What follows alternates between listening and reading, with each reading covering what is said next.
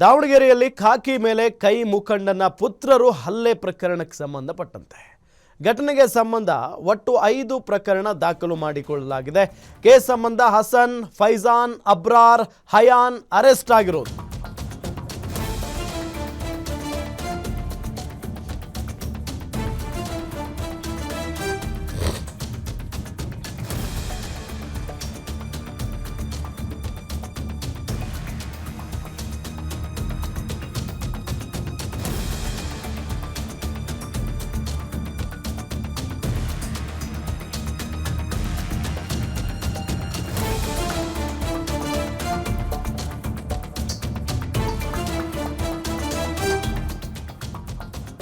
ಘಟನೆಯ ಸಂಬಂಧ ಬಡಾವಣೆ ಠಾಣೆಯಲ್ಲಿ 5 ಪ್ರಕರಣಗಳು ದಾಖಲಾಗಿದ್ದಾವೆ.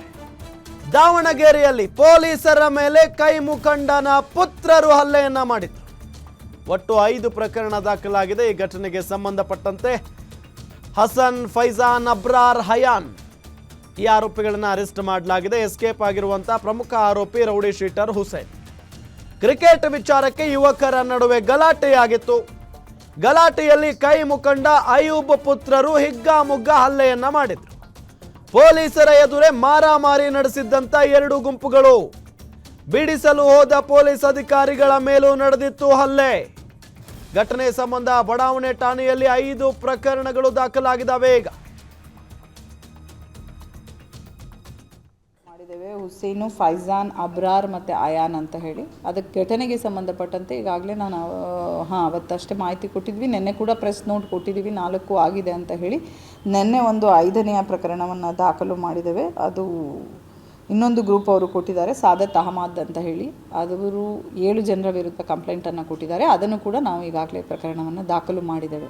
ಅಯೂಬ್ ಪೈಲ್ವಾನ್ ಮಗ ಹಸೇನಿ ಬಂಧನ ಆಗಿದೆ. ಅವ್ರಿಗೆ ಕೂಡ ಬಂಧನ ಮಾಡ್ತೇವೆ. ಅವ್ರಿಗೆ ನಮ್ಮ ಈಗಾಗಲೇ ತಂಡಗಳು ಕೂಡ ಅದರಲ್ಲಿ ಕಾರ್ಯಪ್ರವೃತ್ತರಾಗಿದ್ದಾರೆ. ಶೀಘ್ರದಲ್ಲೇ ಅವ್ರಿಗೆ ಕೂಡ ಬಂಧನ ಮಾಡ್ತೀವಿ. ವಿಚಾರಣೆಯ ಸಂಬಂಧ ಕರ್ಕೊಂಡು ಬಂದಿದ್ವಿ, ವಿಚಾರಣೆ ಮಾಡಿದ್ವಿ. ವಿಚಾರಣೆಗೆ ಬಂದು ಕಳಿಸಿದ್ದಾರೆ. ಹೌದು, ಕೊಟ್ಟಿದ್ದಾರೆ. ಅದ್ರ ಸಂಬಂಧ ಕೂಡ ಪ್ರಕರಣ ದಾಖಲಾಗಿದೆ. ಅದಕ್ಕೆ ಸಂಬಂಧನೂ ಕೂಡ ಅರೆಸ್ಟ್ ಮಾಡಿದ್ದೀವಲ್ಲ.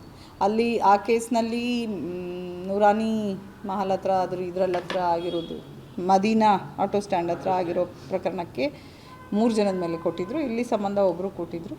ಅದಕ್ಕೆ ಕೂಡ ಅದರಲ್ಲೂ ಕೂಡ ಬಂಧನವನ್ನು ಮಾಡ್ತೇವೆ. ಅರೆಸ್ಟ್ ಮಾಡೋಕ್ಕೆ ಹೋದಾಗಲೇ ಕೂಡ ಅವ್ರಿಗೆ ಸ್ವಲ್ಪ ಅವರು ಕೂಡ ಜನ ಇದ್ದಾಗ ಲೇಡೀಸ್ ಎಲ್ಲ ಇದ್ದಾರೆ. ಹಾಗಾಗಿ ಅವರೆಲ್ಲ ಮಧ್ಯೆ ಬಂದಿದ್ದಾರೆ. ಅವರು ಕೂಡ ಪ್ರತಿರೋಧ ಒಡ್ಡಿದ್ದಾರೆ ಅರೆಸ್ಟ್ ಮಾಡಬೇಕಾದ್ರೆ. ಅಷ್ಟೊತ್ತಿಗೆ ನಮ್ಮವರೆಲ್ಲ ಹೋಗಿದ್ದಾರೆ. ಒಬ್ಬನಿಗೆ ಕರ್ಕೊಂಡು ಬಂದಿದ್ದಾರೆ, ಇನ್ನಿಬ್ಬರು ಕೂಡ ತಪ್ಪಿಸ್ಕೊಂಡಿದ್ದಾರೆ. ಅವ್ರಿಗೆ